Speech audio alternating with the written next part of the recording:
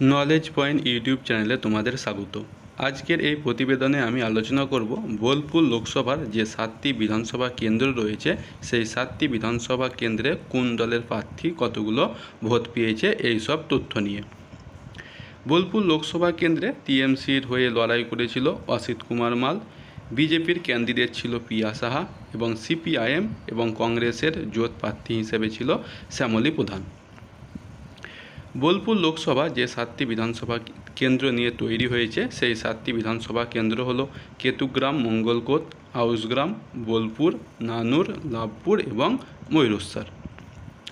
প্রথম বিধানসভা কেন্দ্র দেখো কেতুগ্রাম বিধানসভা।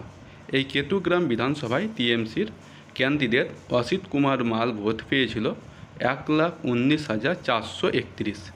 বিজেপির পিয়া সাহা পেয়েছিল 73,419 এবং সিপিআইএমের শ্যামলী প্রধান পেয়েছিল মাত্র 13,824টি। এই কেতুগ্রাম বিধানসভায় টিএমসির অসিত কুমার মাল বিজেপির প্রিয়া সাহা থেকে এগিয়েছিল 46,012টি ভোটের ব্যবধানে। নেক্সট বিধানসভা দেখো মঙ্গলকোট বিধানসভা। এই মঙ্গলকোট বিধানসভায় টিএমসির অসিত কুমার মাল পেয়েছিল 1,17,318টি ভোট। বিজেপির পিয়া সাহা পেয়েছিল 70,811 এবং সিপিআইএমের শ্যামলী প্রধান পেয়েছিল মাত্র 17,834টি। এই মঙ্গলকোট বিধানসভায় টিএমসির অসিত কুমার মাল বিজেপির প্রিয়া সাহা থেকে এগিয়েছিল 46,560টি ভোটের ব্যবধানে। নেক্সট দেখো আউসগ্রাম বিধানসভা। এই আউসগ্রাম বিধানসভায় টিএমসির অসিত কুমার মাল পেয়েছিল 1,10,503টি ভোট।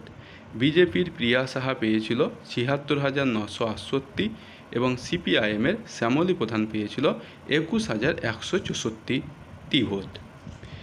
এই আউসগ্রাম বিধানসভায় টিএমসির অসিত কুমার মাল বিজেপির প্রিয়া সাহা থেকে এগিয়েছিল 33,535টি ভোটের ব্যবধানে। নেক্সট বিধানসভা দেখো বোলপুর বিধানসভা। এই বোলপুর বিধানসভায় টিএমসির অসিত কুমার মাল পেয়েছিল 1,29,462টি ভোট। বিজেপির প্রিয়া সাহা পেয়েছিল 81,115 এবং সিপিআইএম এর শ্যামলী প্রধান পেয়েছিল মাত্র 16,202টি ভোট। এই বোলপুর বিধানসভা কেন্দ্রে টিএমসির অসিত কুমার মাল বিজেপির প্রিয়া সাহা থেকে এগিয়েছিল 48,347টি ভোটের ব্যবধানে। নেক্সট বিধানসভা দেখো নানুর বিধানসভা কেন্দ্র। এই নানুর বিধানসভা কেন্দ্রে টিএমসির অসিত কুমার মাল পেয়েছিল 1,48,830টি ভোট। বিজেপির প্রিয়া সাহা পেয়েছিল 66,620টি এবং সিপিআইএমের শ্যামলী প্রধান পেয়েছিল মাত্র 9,512টি। এই নানুর বিধানসভা কেন্দ্রে টিএমসির অসিত কুমার মাল বিজেপির প্রিয়া সাহা থেকে এগিয়েছিল 82,210টি বিশাল ভোটের ব্যবধানে। নেক্সট বিধানসভা দেখো লাভপুর বিধানসভা কেন্দ্র। এই লাভপুর বিধানসভা কেন্দ্রে টিএমসির অসিত কুমার মাল পেয়েছিল সর্বমোট 1,24,031টি ভোট।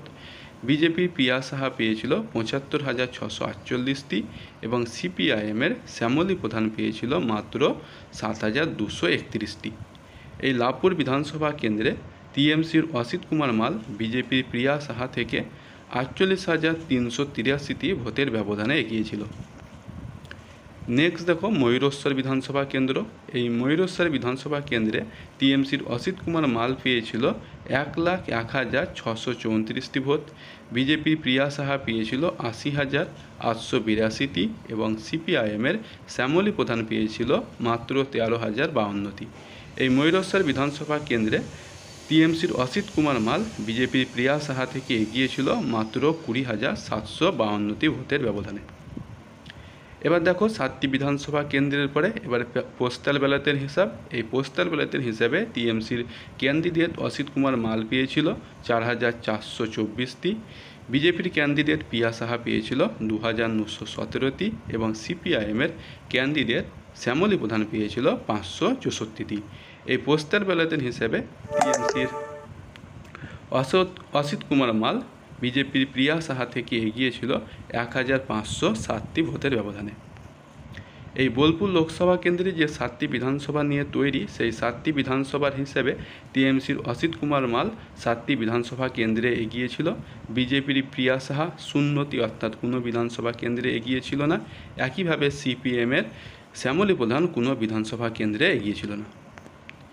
এবার বোলপুর লোকসভা কেন্দ্রে যে 7টি বিধানসভা কেন্দ্র ছিল, সেই 7টি বিধানসভা কেন্দ্রের আর পোস্টাল ব্যালটের হিসাবে টিএমসির ক্যান্ডিডেট অসিত কুমার মাল পেয়েছিল 8,52,633টি ভোট এবং বিজেপির ক্যান্ডিডেট প্রিয়া সাহা পেয়েছিল সর্বমোট 5,28,380টি এবং সিপিএমের ক্যান্ডিডেট শ্যামলী প্রধান পেয়েছিল 99,383টি। এই বোলপুর লোকসভা কেন্দ্রের 7টি বিধানসভা কেন্দ্রের হিসাবে টিএমসির অসিত কুমার মাল বিজেপির প্রিয়া সাহা থেকে 3,27,253 একটা বিশাল ভোটের ব্যবধানে প্রিয়া সাহাকে পরাজিত করেছিল। এই ছিল বোলপুর লোকসভা কেন্দ্রের 7টি বিধানসভা কেন্দ্রিক ফলাফল। তোমরা যারা চ্যানেলে প্রথমবার এসেছো তারা অবশ্যই চ্যানেলটিকে সাবস্ক্রাইব করে রাখো। আমি এরকম বিভিন্ন লোকসভা কেন্দ্রের বিধানসভা কেন্দ্রিক বিশ্লেষণ নিয়ে আলোচনা করি। এরপরে তোমরা কোন লোকসভা কেন্দ্রের বিশ্লেষণ চাও অবশ্যই কমেন্ট করে জানিও।